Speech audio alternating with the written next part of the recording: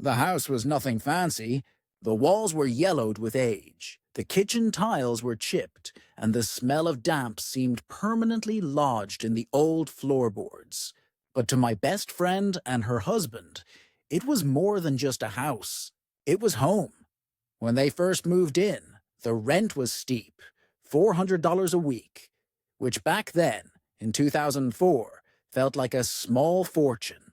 They had 5 kids crammed into 4 bedrooms. Space was tight, money was tighter, but somehow they made it work. What made the house livable, even lovable, was the owner. She was a sweet, elderly woman who owned several properties in the city, but treated each tenant like family. She had a soft spot for my best friend, and after just a few months, she froze their rent. "Save your money," she told them with a smile. "When you're ready, this house will be yours." It wasn't just a casual comment. She'd helped other tenants before, letting them buy properties below market value when they could afford it. So my friends trusted her. That promise became their lifeline. For 5 years, they pinched every penny. No vacations, no new clothes unless absolutely necessary. Every school holiday, the kids would groan when their friends talked about beach trips or amusement parks. But they understood. Their parents would sit them down at the kitchen table and remind them why they were sacrificing. "One day, we'll have this house. No more worrying about rent going up. No more moving. It wasn't easy. The kitchen stayed outdated. The drains kept stinking. And repairs were slow because the landlord was elderly and sometimes forgetful. But they saw it as temporary pain for a permanent reward." Then came the day. I still remember the excitement in my best friend's voice when she called me. "We're ready," she said breathlessly. "We finally have enough for the down payment." That night they sat with the old lady over tea and biscuits and told her the news. She smiled, patted their hands, and said she was so proud. They talked about the paperwork they'd need to get started. Everyone went to bed that night full of hope. 2 days later, she was gone. A heart attack. Quick and merciless. The house went quiet. I went over to comfort my friend, and she just kept staring at the kitchen table, whispering. We were so close. There was no will specifying what would happen to the house. Nothing in writing about the sale. Just a verbal agreement that no longer meant anything. Then the heirs came. 4 of them, her children, who swooped in like vultures. They were polite at first, even friendly. They reassured my friends that the sale would still happen, but only after probate was completed. It was a waiting game, but my friends were patient. They trusted the process. Months passed. During that time, they started dreaming even bigger. They stripped wallpaper, painted rooms, made plans for a new kitchen. It was the first time I'd seen them truly excited about the future in years. But when probate finally ended, their excitement turned to horror. The heirs had raised the price by $80,000. No warning, no explanation. Just a letter stating the new asking price and informing them that if they couldn't pay, the property would be put on the open market in 7 days. I'll never forget that night. My best friend was sitting at the kitchen table, the same table where they'd made their promise years earlier. Her hands were shaking as she held the letter. Her husband just stared at the floor, silent. "They can't do this, right?" she asked me, desperate. They promised us, but the truth was they could. And they were going to. The kids, who had grown up believing this house was going to be theirs, sat quietly, watching their parents try not to fall apart. I could see the fear on everyone's faces. If they lost this house, they'd be forced back into the rental market. A market that had exploded. Finding a place big enough for a family of 7 would be nearly impossible, let alone affordable. And that was when the anger set in. Not just sadness, Not just fear, rage. Because these heirs weren't desperate. They weren't struggling to make ends meet. They were already millionaires, inheriting an entire portfolio of properties. This house was just one line item on their balance sheet. And yet, they wanted to squeeze every last dollar out of my friends. Just because they could. I went home that night, but I couldn't sleep. I kept picturing my friends packing up their lives, the kids crying, the smug satisfaction on the heirs' faces, and they sold the house to the highest bidder.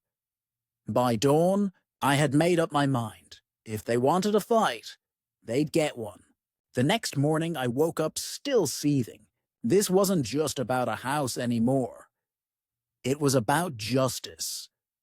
Those heirs had taken my friend's trust, dangled hope in front of them, and then yanked it away just to squeeze out a few extra dollars they didn't even need. It was greed for sport. And that was when the plan started forming in my head. I spent the day glued to my laptop, reading every article, blog post, and forum thread I could find about selling a house. What made buyers rush to make an offer? What made them walk away? There was plenty of advice about staging. Neutral colors, uncluttered spaces, fresh smells, quiet surroundings. Everything designed to make potential buyers imagine themselves living there. So, what if we flipped that advice upside down? What if we made sure that no buyer could picture themselves in that house without shuddering? That weekend, we got to work. My friends had already started redecorating, but we stopped that right away. We shoved furniture away from the walls, dragged in bulky old armchairs from my garage, and borrowed a few mismatched pieces from neighbors. Then we hit the walls. Instead of tasteful decor, we hung up my friend's husband's motorcycle memorabilia. Posters, helmets, greasy leather jackets. The living room started looking like a garage. It was brilliant. The house suddenly felt smaller, darker, more cramped. Not unclean, just claustrophobic. Next came the smells. If staging experts said, bake cookies to create a warm, inviting scent, we were going to do the exact opposite. My friend boiled cabbage on the stove for hours. The stench was eye-watering. It clung to everything. Then we grabbed a bottle of ammonia and sprayed it around the front and back doors. The smell was so strong, it felt like the neighborhood cats had declared war and marked every surface. The pièce de résistance? Rotten eggs, 24 of them, cracked open and poured down the kitchen drains. By the next day, the house had an authentic sewer gas vibe that even made me gag. It was perfect. We had to make sure that even before anyone set foot inside, they already had doubts. With the neighbor's permission, we dragged a disgusting, moldy old couch from the tip and plonked it right in the front yard across the street. It looked like the kind of place you'd expect to see feral cats sleeping on. Perfect, I said, wiping my hands, but I wasn't done. One house might smell bad, but buyers could convince themselves they'd just renovate. One ugly couch could be removed. We needed the whole environment to scream, run away. So we made some calls. We told every friend we had with a loud, sputtering, junky car to take a few laps up and down the block during the open house. The more noise, the better. Then we called our rugby club. These guys are massive, 6'4", tattooed, built like trucks. When they show up, you notice. We promised free food and cheap beer if they came by on the big day and made themselves at home.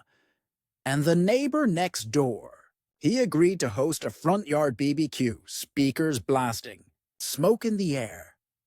By the time we were done planning, the street was going to look less like a nice family neighborhood and more like the aftermath of a biker rally. The next few days were tense. My friends were still scrambling to get financing together. Every phone call from the bank felt like life or death.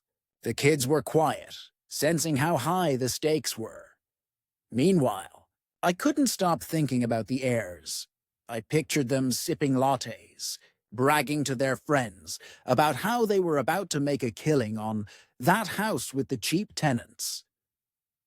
I promised myself that when they showed up for the open house, they were going to regret underestimating us. The morning of the open house, we went into overdrive.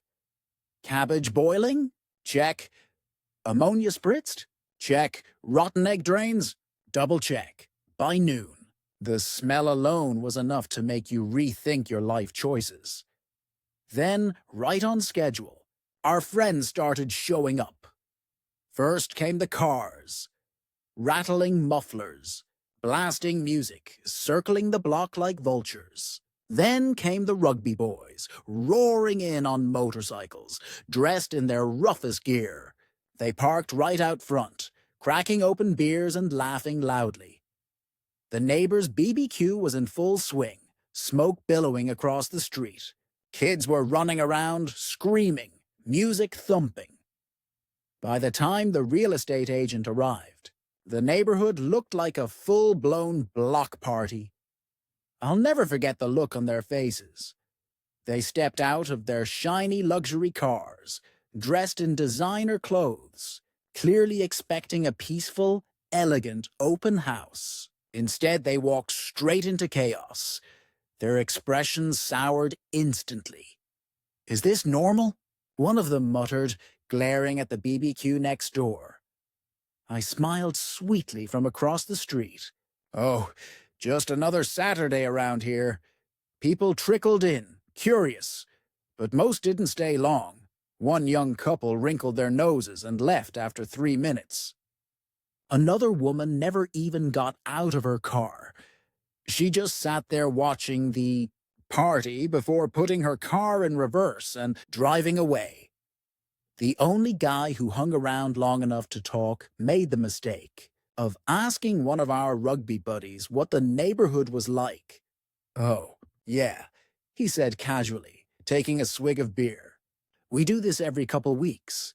Last night was the big one, 3 doors down. You should have seen the police show up at 2 a.m. Then he leaned in conspiratorially and added, "Watch out for the drains, mate. Tree roots block 'em all the time. Smells like death." The buyer left without saying a word. I had to bite my tongue to keep from laughing. By the end of the day, the heirs looked furious. Their big open house, the one they thought would bring in a bidding war, had turned into a disaster. And the best part, it wasn't over yet. When the open house finally ended, the street fell quiet again. The BBQ was packed up. The rugby guys roared off on their bikes, and the cabbage pot was finally dumped in the garden. But the smell lingered, and so did the heirs. I watched from my friend's window as they stalked back to their luxury cars, clearly fuming. One of them was waving their arms at the real estate agent, who just kept shrugging helplessly. Whatever they had been expecting, multiple offers, a bidding war, a quick sale, hadn't happened, and that was exactly what we wanted. The very next morning, the real estate agent called my friends. "Well," she said, trying to sound cheerful, "it looks like you're the only ones who've submitted an offer." My friends exchanged wide-eyed glances. Their financing wasn't perfect yet, but this was their chance. They didn't have the full $80,000 increase, but they scraped together enough to offer something higher than their original agreement. Though still far below what the heirs had demanded, the agent hesitated.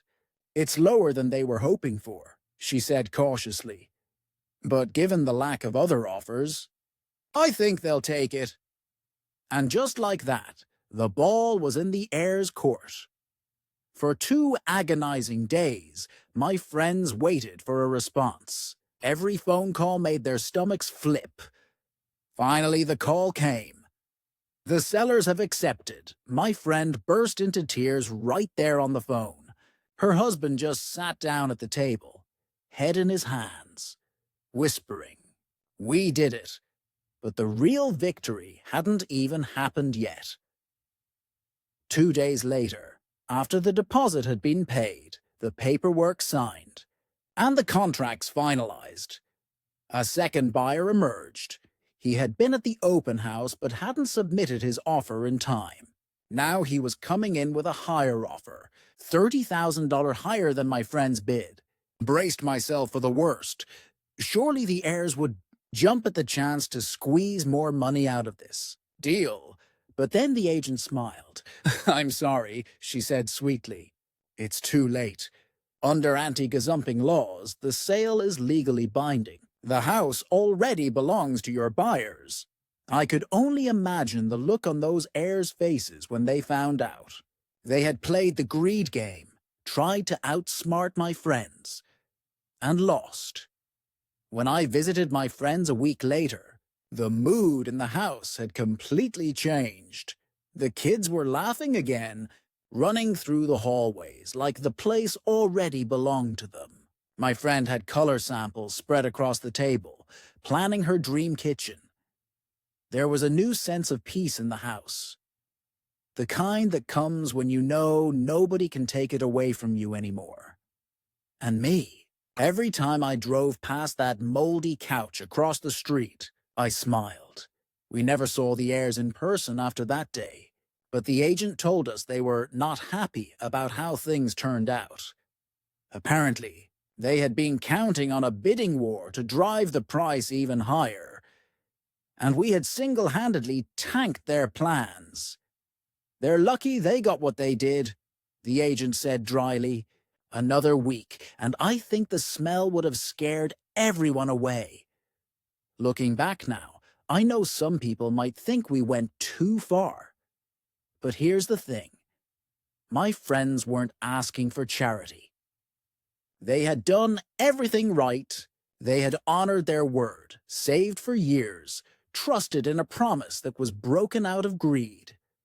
The heirs didn't need that extra $80,000. They just wanted it. And honestly, there was nothing cruel about what we did. We didn't break anything. We didn't vandalize the house. We just made sure the truth was impossible to ignore. The house had bad drains. The neighborhood was noisy sometimes. It wasn't a perfect, quiet paradise. And any buyer had a right to know that. Today, whenever I visit, I walk through that front door with a smile. The kitchen has been renovated, the walls are freshly painted, and the drains no longer smell. The house finally feels like what it always should have been. Theirs.